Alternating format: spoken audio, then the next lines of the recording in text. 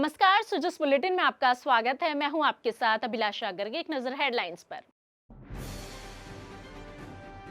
मुख्यमंत्री ने श्रीनाथ जी का अभिषेक कर विधिवत रूप से की पूजा अर्चना। साधु संतों को भोजन करवा कर लिया आशीर्वाद। प्रदेश की सुख समृद्धि, चहुमुखी विकास और खुशहाली के लिए की कामना।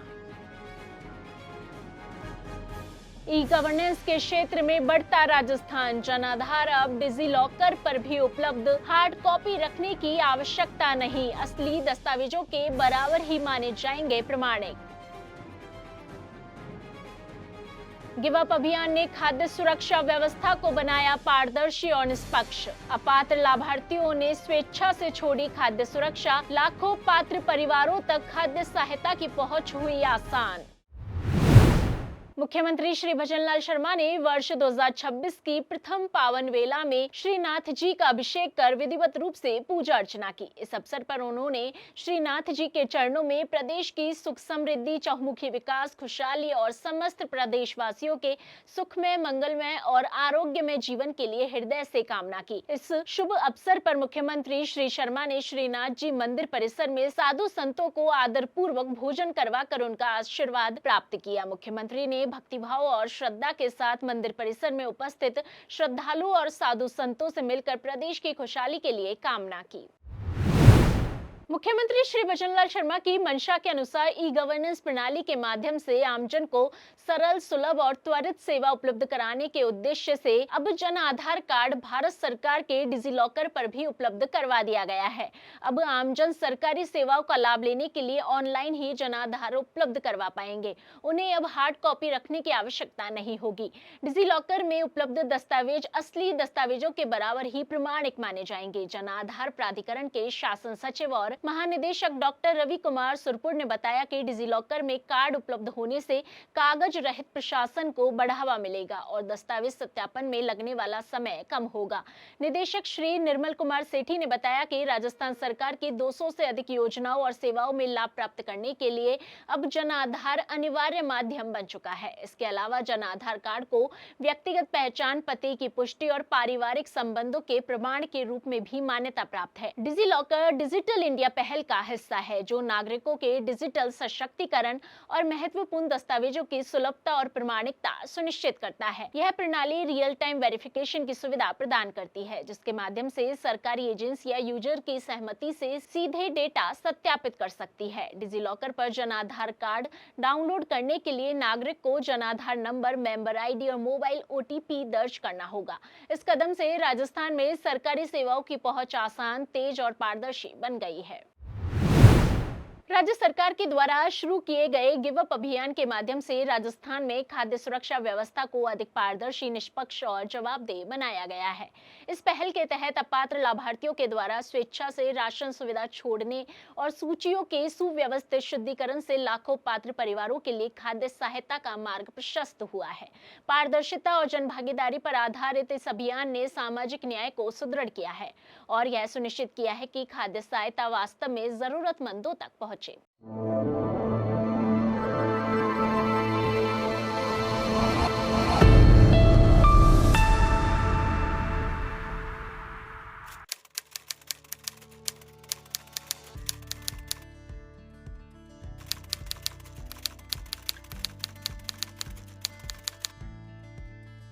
नई सरकार के गठन के बाद सबसे बड़ी प्राथमिकता और चुनौती थी खाद्य सुरक्षा में वंचित पात्र जरूरतमंद को जोड़ना, क्योंकि इसके लिए राज्य की तय सीलिंग सीमा 4.4 करोड़ व्यक्ति पूर्णता की ओर थी और 13.58 लाख परिवारों के आवेदन लंबित थे। माननीय प्रधानमंत्री जी के गैस सब्सिडी हेतु चलाए गए गिव इट अप अभियान से प्रेरित होकर राज्य में 1 नवंबर 2024 से गिव अप अभियान चलाया गया। पहले खाद्य सुरक्षा में नाम जुड़वाने के लिए लाइन लगी रहती थी, लेकिन मैं धन्यवाद देना चाहता हूं देश के यशस्वी प्रधानमंत्री नरेंद्र मोदी जी को, और आपके मंत्री जी भी उसमें हैं, सुमित जी। इससे अपात्र लाभार्थियों से स्वेच्छा से अपना लाभ गिव अप करने की अपील की गई। गिव अप अभियान चला रखा है, तो उसके बारे में सोशल मीडिया से और डीलर के माध्यम से मेरे को पता चला, तो मैंने स्वेच्छा से ये मेरा अपना नाम हटवा लिया है। अभियान की ऐतिहासिक सफलता ने खाद्य सुरक्षा सूची शुद्धि के साथ सामाजिक न्याय का नया इतिहास लिखा, जहां 47 लाख से अधिक अपात्र लोगों ने स्वैच्छिक गिव अप किया। वहीं दूसरी तरफ लंबे अंतराल से बकाया KYC, डुप्लीकेसी और अन्य कारणों से 27 लाख से अधिक नाम हटाए गए। इससे 74 लाख से अधिक पात्र वंचित लोगों की खाद्य सुरक्षा सुनिश्चित हुई। इस तरह जन भागीदारी से सामाजिक न्याय और जन कल्याण सुनिश्चित हुआ। राजधानी जयपुर में स्थित नाहरगढ़ जैविक उद्यान तेजी से राज्य के प्रमुख पर्यटन स्थलों में अपनी पहचान बना रहा है।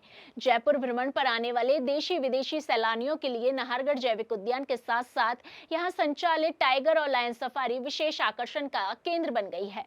प्राकृतिक हरियाली के बीच वन्य जीवों को उनके स्वाभाविक परिवेश में देखने का अनुभव पर्यटकों को रोमांच और आनंद से भर देता है।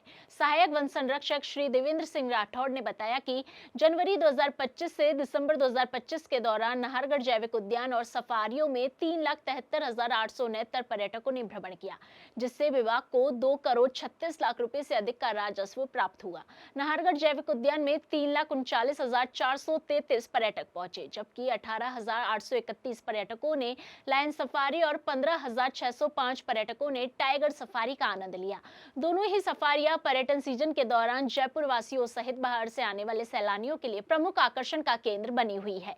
बता दें कि उप वन संरक्षक श्री विजयपाल सिंह के निर्देशन में पर्यटकों की सुरक्षा, सुविधाओं और प्रबंधन पर विशेष ध्यान दिया जा रहा है।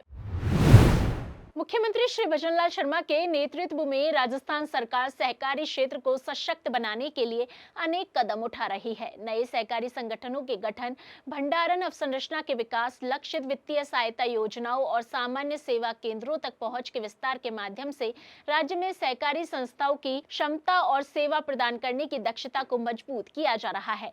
इन पहलों से किसानों और पशुपालकों को सशक्त बनाया जा रहा है, पारदर्शिता को बढ़ावा मिल रहा है, नए आर्थिक अवसर सृजित हो रहे हैं और राज्य में सतत समृद्धि सुनिश्चित हो रही है। मुख्यमंत्री श्री शर्मा ने कहा कि यह प्रयास सहकार से समृद्धि की दिशा में राजस्थान के विजन को साकार करने का मार्ग प्रशस्त कर रहा है। माननीय प्रधानमंत्री श्री नरेंद्र मोदी जी की है सहकार से समृद्धि की संकल्पना, जिसे आकार दे रहा है केंद्रीय सहकारिता मंत्री श्री अमित शाह जी का विजन। सहकार से समृद्धि के अंतर्गत 114 से अधिक पहलों के माध्यम से सहकारी सेक्टर बनाया जा रहा है सशक्त। इन पहलों को क्रियान्वित करने में राजस्थान है देश के अग्रणी राज्यों में शुमार। मुख्यमंत्री श्री भजनलाल शर्मा जी के नेतृत्व में राज्य में सहकारी क्षेत्र में हो रहे हैं अभूतपूर्व कार्य। राज्य की समस्त सहकारी समितियों के कंप्यूटराइजेशन से कामकाज में आ रही है पारदर्शिता, बढ़ रहा है लोगों का भरोसा। समस्त ग्राम पंचायतों में नवीन पैक्स के गठन से जमीनी स्तर पर मजबूत हो रहा है सहकारिता का नेटवर्क। बड़े स्तर पर गोदामों के निर्माण से राज्य की भंडारण क्षमता में 1,60,000 मैट्रिक टन की होगी वृद्धि। सहकारी समितियों का प्रधानमंत्री किसान समृद्धि केंद्र के रूप में हो रहा है उन्नयन, जिससे ग्रामीणों को मिल रही है अच्छी गुणवत्ता की खाद बीज, मृदा परीक्षण और परीक्षण की सुविधा। अधिकतर सहकारी समितियों में ई सेवाओं की उपलब्धता के लिए कॉमन सर्विस सेंटर और ई मित्र की सुविधाएं। राज्य सरकार लाने जा रही है नया कोऑपरेटिव कोड, जिससे होगा प्रक्रिया का सरलीकरण और कार्य निष्पादन में आएगी गति। BBSSL, NCOL और NCEL की सदस्यता से सहकारी समितियों के लिए खुल रहे हैं आर्थिक समृद्धता के अवसर। राज्य में मुख्यमंत्री किसान सम्मान निधि योजना लागू कर PM किसान सम्मान निधि योजना के पात्र किसानों को दी जा रही है 3,000 रुपए की सालाना अतिरिक्त राशि, जिससे किसानों को मिल रहा है आर्थिक संबल। अब तक किसानों के खातों में पहुंची 2,073 करोड़ की अतिरिक्त राशि।